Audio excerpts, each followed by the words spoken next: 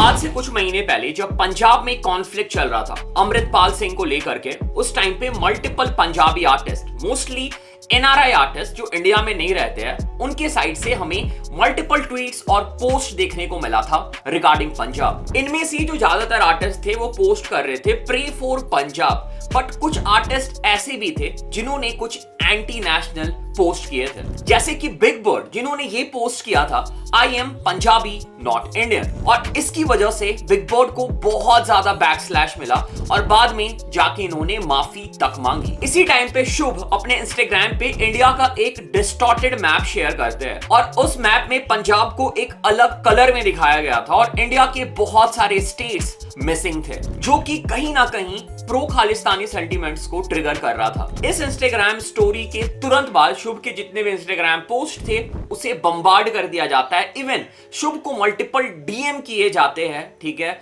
और शुभ को बहुत ज्यादा हेट मिलता है। शुभ अपनी ये डिस्टॉर्टेड मैप वाली स्टोरी तुरंत हटा देते हैं और उसके बाद एक और स्टोरी डालते हैं प्रे फॉर पंजाब। बट इस कुछ मिनट की स्टोरी ने ही शुभ के लिए मल्टीपल हेटर्स क्रिएट कर दिए थे। इसके बाद एक तरफ शुभ को लगातार हेट मिल रहा था, बट एक तरफ शुभ के सपोर्टर्स भी थे। शुभ के सपोर्टर्स का ये बोलना था कि शुभ ने कुछ गलत नहीं किया, उन्होंने जो स्टोरी डाली थी वो उन्होंने तुरंत डिलीट कर दी और सिर्फ वो पंजाब के लिए प्रे कर रहे थे जिसमें कोई भी गलत बात नहीं है। बट शुभ ने अपने साइड से इसके रिगार्डिंग कोई भी क्लैरिफिकेशन नहीं दिया और सरप्राइजिंगली इस इंसिडेंट के कुछ हफ्तों के बाद ही जब शुभ को बहुत ज्यादा हेट मिल रहा था, शुभ ने अपना डेब्यू एल्बम अनाउंस कर दिया, जो कि कल रात में ही रिलीज हो गया है। और शुभ का ये जो स्टोरी था, या फिर जो पंजाबी आर्टिस्ट उस टाइम पे जितनी भी स्टोरीज, पोस्ट और ट्वीट्स कर रहे थे, इसके ऊपर मल्टीपल रिएक्शंस भी हमें देखने को मिले। कृष्णा ने इसके ऊपर रिएक्ट किया, इवन कंगना रनावत जो कि बॉलीवुड एक्ट्रेस है, उन्होंने भी शुभ के अगेंस्ट इंस्टाग्राम पे पोस्ट किया।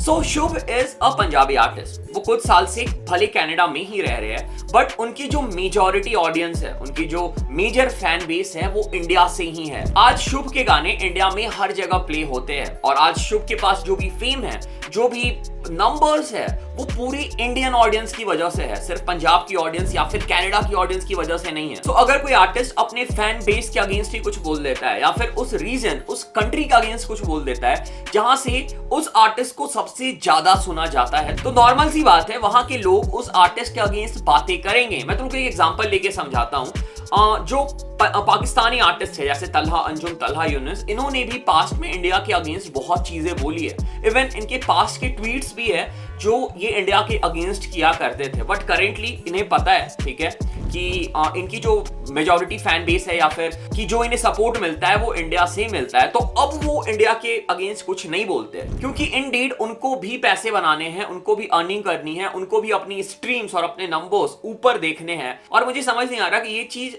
शुभ को क्यों नहीं समझ में आई। शुभ बस एक पोस्ट डाल देते या फिर एक स्टोरी में माफी मांग लेते तो शायद चीजें जो है वो इतनी दूर तक नहीं जाती और बीच में ही रुक जाती, और शायद शुभ को जो अभी करेंटली हेट मिल रहा है, ठीक है, अगर तुम शुभ के कमेंट में जाके चेक करते हो या फिर शुभ के तुम इंस्टाग्राम कमेंट भी खोल के देखोगे ना, तो वहां पे शुभ को बहुत ज्यादा हेट मिल रहा है करेंटली। सो जिस लेवल तक या फिर जिस एक्सटेंट तक बिग बर्ड ने चीजें बोली थी, I am Punjabi, I am not Indian, Shubh ने ये सब चीज कुछ नहीं बोली, ठीक है। शुभ ने बस एक पोस्ट डाला जिसमें इंडिया का डिस्टॉर्टेड मैप था, जो उन्होंने डिलीट कर दिया।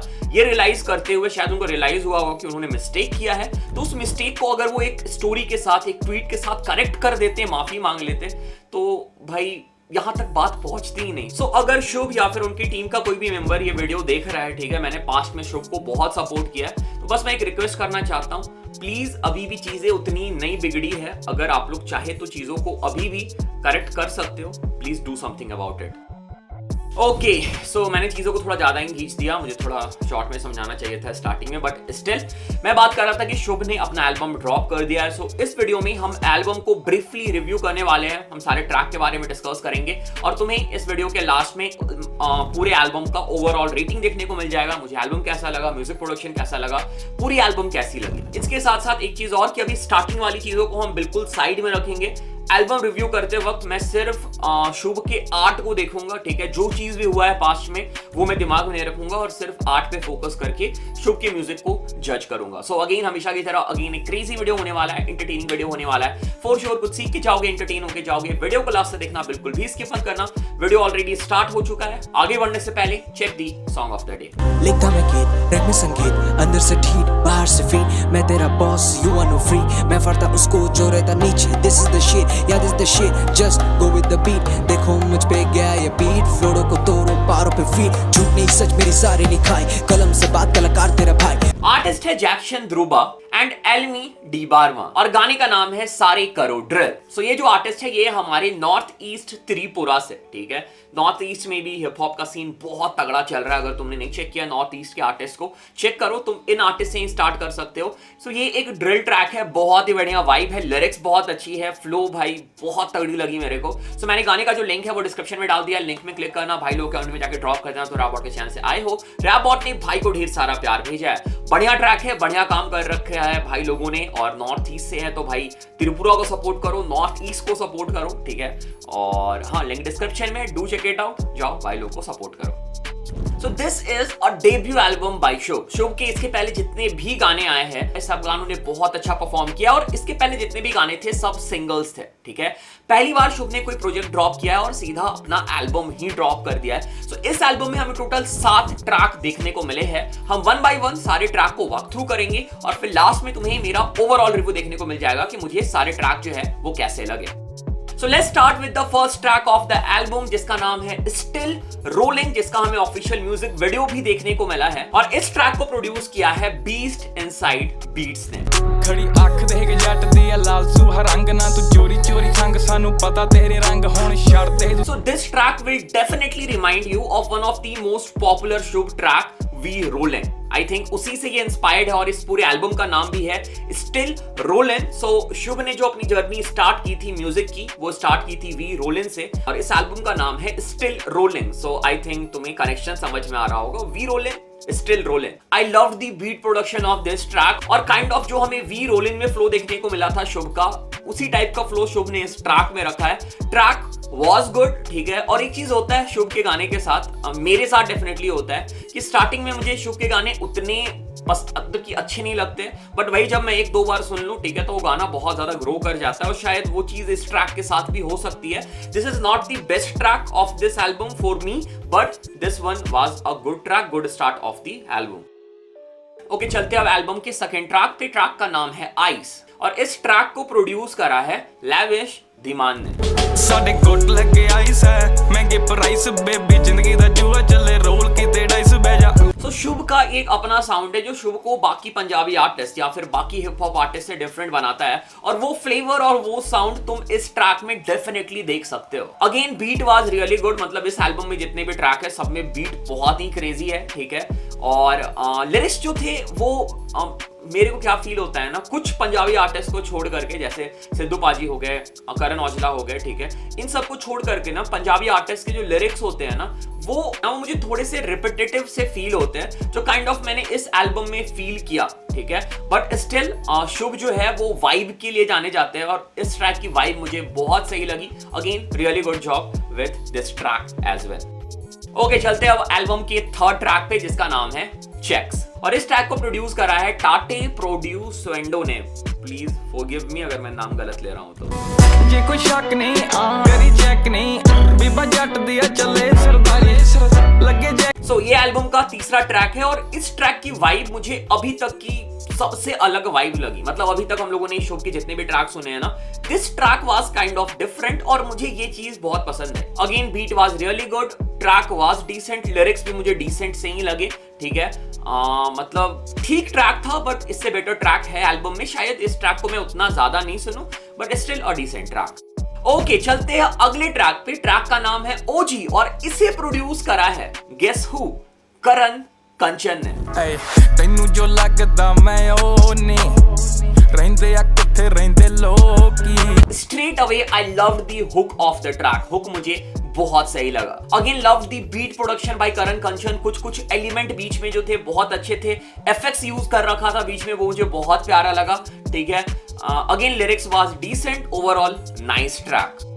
ओके, चलते हैं अपने अगले ट्रैक पे। इस ट्रैक का नाम है रूथलेस। अगेन इसे प्रोड्यूस करा है करण कंचन ने। अपनी गल्लां बातां घट साडे काम ज्यादा बोलदे, काम कीने करदे मम्मी गड्डियां फुट। तो जैसे ये ट्रैक स्टार्ट होता है, मुझे एक एपी ढिल्लों और गुरिंदर गिल का एक ट्रैक था, मुझे ट्रैक का नाम एग्जैक्टली याद नहीं आ रहा है, बट उस ट्रैक जैसी वाइब थोड़ी बहुत फील होती है। Again beat production was really good, flow जो था वो थोड़ा डिफरेंट था बाकी शुभ के गानों से अगर तुम कंपेयर करो तो डिफरेंट काइंड ऑफ फ्लो था। थोड़ा सा जो वोकल का टेक्सचर था या फिर जो सिंगिंग टेक्सचर था वो थोड़ा डिफरेंट लग रहा था इस ट्रैक में, सो आई थिंक मुझे वो सही लगा। So overall again good track. Okay, अब आ जाते हैं हम सेकंड लास्ट ट्रैक पे। इस ट्रैक का नाम है डियोर एंड अगेन इसे प्रोड्यूस करा है लैविश दिमान ने।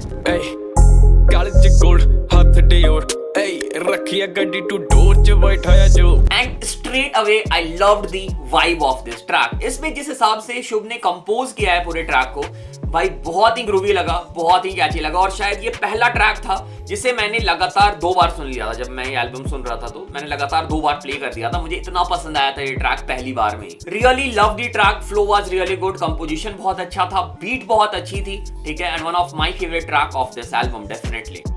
ओके, अब हम आ जाते हैं लास्ट ट्रैक पे। ट्रैक का नाम है द फ्लो आउट्रो। और भाई ये मैंने बिल्कुल भी एक्सपेक्ट नहीं किया था कि शुभ के साइड से हमें एक हार्डकोर हिप हॉप ट्रैक देखने को मिलेगा इस एल्बम में, बट इस ट्रैक में शुभ हमें रैप करते हुए नजर आते हैं। गाना के सुन भी बजरदा फ्लो कर दिया शाइन थल्ले गड्डियां लो ते नाल गड्डियां दो ते बिल्लो छड़। तो इस ट्रैक में शुभ ने ये दिखाया कि वो कितने वर्सेटाइल है, मतलब कि मेलोडिक रैप सॉन्ग तो वो बनाते ही हैं, बट अगर बात हो हार्डकोर ट्रैक की तो वो हार्डकोर ट्रैक भी बना सकते हैं, ठीक है। And this track is the example. मुझे ये ट्रैक बहुत ही बढ़िया लगा, बिल्कुल ही अनएक्सपेक्टेड था, मतलब मैंने एक्सपेक्ट नहीं किया था, ठीक है, कि ऐसा कुछ होने वाला है इस एल्बम में, ठीक है। So definitely a good track, loved it. Okay, so this was it. ये हम लोगों ने पूरे एल्बम को वॉक थ्रू कर लिया, ठीक है। और अब हम आ जाते हैं एल्बम के प्रॉपर रिव्यू पे। पहले स्टार्ट करते हैं म्यूजिक प्रोडक्शन के साथ। सो इस एल्बम में हमें मल्टीपल प्रोड्यूसर्स देखने को मिले हैं। प्रोडक्शन वाज टॉप नॉच, कोई कंप्लेन नहीं है प्रोडक्शन के साथ, लव द प्रोडक्शन। और भाई प्रॉपर हिप हॉप बीट्स थे पूरे, ठीक है। एक ट्रैक था जिसमें हमें थोड़ा सा स्विच देखने को मिला था, बीच में प्रॉपर ट्रैप बीट होता है, फिर ड्रिल बीट आ जाता है। That part was really good, I love that part. और उसके अलावा भी बाकी ट्रैक में प्रोडक्शन मुझे बहुत सही लगे। सो अगर सिर्फ प्रोडक्शन के अगर तुम मुझसे मार्क्स पूछोगे ना तो आई विल गिव 9 और may be 9.5 out of 10 for production. Okay, अब हम लोग आ जाते हैं शुभ पे। और पहली चीज जो मेरे को हिट की जब मैंने ये एल्बम देखा तो इसमें सिर्फ 7 गाने थे और मे बी पूरे एल्बम का जो लेंथ है ना वो 20-22 मिनट के आसपास है, ठीक है। बट 20-22 मिनट का एल्बम बुलाना थोड़ा सा वियर्ड है क्योंकि एल्बम लंबे होते हैं। एल्बम में 8 ट्रैक होते हैं, 40-45 मिनट का होता है एल्बम, ठीक है। ये मुझे ज्यादातर एक मिक्स टेप या फिर एक ईपी की तरह लगा रादर देन एन एल्बम, ठीक है। बट स्टिल अगर शुभ इस एल्बम बुला रहे हैं तो भाई हमें एल्बम मानना पड़ेगा, बट ठीक है जो भी है। और अगर हम बात करें, ऐसे मैंने बोला प्रोडक्शन तो बहुत अच्छे थे, बट जो राइटिंग थी ना शुभ की या फिर जो बातें हो रही थी जितना मुझे समझ में आई, ठीक है, मुझे ऐसा लगा कि चीजें रिपीट हो रही है। मतलब शुभ ने ये सब चीजें पहले भी बोल रखी है और वो सब चीजें शुभ जो है वो रिपीट कर रहा है। तो पूरे एल्बम की जो राइटिंग है वो और भी बेटर हो सकती थी। मुझे पता है शुभ अभी नए आर्टिस्ट है, बट शुभ को कंपेयर किया जाता है इंडस्ट्री के टॉप आर्टिस्ट जैसे कि करण औजला, सिद्धू मूसेवाला, और अगर हम उनकी राइटिंग से कंपेयर करें ना तो शायद ये एल्बम उनके राइटिंग के आसपास भी नहीं था। उनकी राइटिंग भाई डिफरेंट लेवल की। करण औजला की राइटिंग तो भाई अगर तुमने 52 बार सुना है, तुमने ऑन टॉप सुना है, ठीक है, अगर तुम उनके रीसेंट राइटिंग सुन रहे हो ना भाई, वो क्या लिखते हैं करण औजला, ठीक है। तो शायद कहीं ना कहीं मैं वो एक्सपेक्ट कर रहा था कि शायद उस लेवल की राइटिंग देखने को मिलेगी, बट वो उस लेवल की राइटिंग देखने को नहीं मिले इस एल्बम में। बट अगर हम बात करें वाइब की, हाँ वाइब वाइज एल्बम बहुत सही था। ऐसे गाने हैं जिसे तुम गाड़ियों में भाई बूफर में प्ले कर सकते हो, बजा सकते हो, एंजॉय कर सकते हो, ठीक है। और शायद अगेन जैसे शुभ के सारे गाने के साथ हुआ है, ठीक है, पूरे पैन इंडिया में गाना प्ले हुआ है, तो इस ट्रैक के भी मतलब इस एल्बम के भी कुछ ट्रैक है जो पैन इंडिया में प्ले हो सकते हैं और ट्रैक वायरल हो सकते हैं। ऑलरेडी स्टिल रोलिंग का म्यूजिक वीडियो भी आउट हो चुका है, तो शायद वो ट्रैक ही पुश हो जाए, वो ट्रैक ही वायरल हो जाए, कुछ बोला नहीं जा सकता है। सो एल्बम बढ़िया था, कुछ फ्लॉज भी थे एल्बम में, बट ओवरऑल मुझे एल्बम ठीक ठाक लगा, ठीक है। ओके, सो अब आ जाते हैं हम रेटिंग पे। सो अगर आप बात करें इस एल्बम की रेटिंग की, this album is 7 out of 10 फिलहाल इस एल्बम को मैंने अभी 4 से 5 बार सुना है। रात में एल्बम आ गया था, आज मैंने जिम में ये मैंने पूरा एल्बम सुना, 2 बार 3 बार सुना, ठीक है। तो शायद फ्यूचर में अगर मैं इस एल्बम के बारे में कभी और बात करूं तो ये रेटिंग इंप्रूव हो सकती है, बट इनिशियल इंप्रेशन के लिए right now I will give it 7 out of 10। Okay, so this was it, this was my review. अगर तुम मेरे किसी पॉइंट से एग्री डिसएग्री करते हो प्लीज कमेंट करके बताना। बाकी जो मैंने स्टार्टिंग में जो बातें की है, ठीक है, Shubh is a really good artist भाई, और मैं नहीं चाहता कि शुभ को कुछ डिफरेंट रीजन या फिर डिफरेंट चीजों की वजह से लोग बाइकआउट करें, ना सुने, ठीक है। सो आई होप कि वो सब चीजें ठीक हो जाए, ठीक है। तो मैं नहीं चाहता ज्यादा पंगे हो ये वो, ठीक है, बट स्टिल अगर किसी को बुरा लगा हो तो भाई ठीक है, जो मुझे लग रहा था मैंने बोल दिया इस वीडियो में। और होप कि तुम प्लीज़ चीज़ों को अच्छे से लो। प्लीज़ कमेंट में कुछ उल्टा सीधा मत लिखना प्लीज़, ठीक है। अगर तुम्हें लगता है कि मैंने कहीं गलत बोला है प्लीज़ करेक्ट करना मेरे को। बाकी this was it, this was the video. Thanks for watching, thanks again, thanks a lot. Channel पे पहली बार चैनल को सब्सक्राइब कर लो, सपोर्ट करो, प्यार देखो, इंस्टाग्राम पे फॉलो कर सकते हो, डिस्कॉर्ड ज्वाइन कर सकते हो, और ये बहुत सारे लिंक मिल जाएंगे डिस्क्रिप्शन में, चेक कर लेना। So thanks for watching, thanks again, thanks a lot.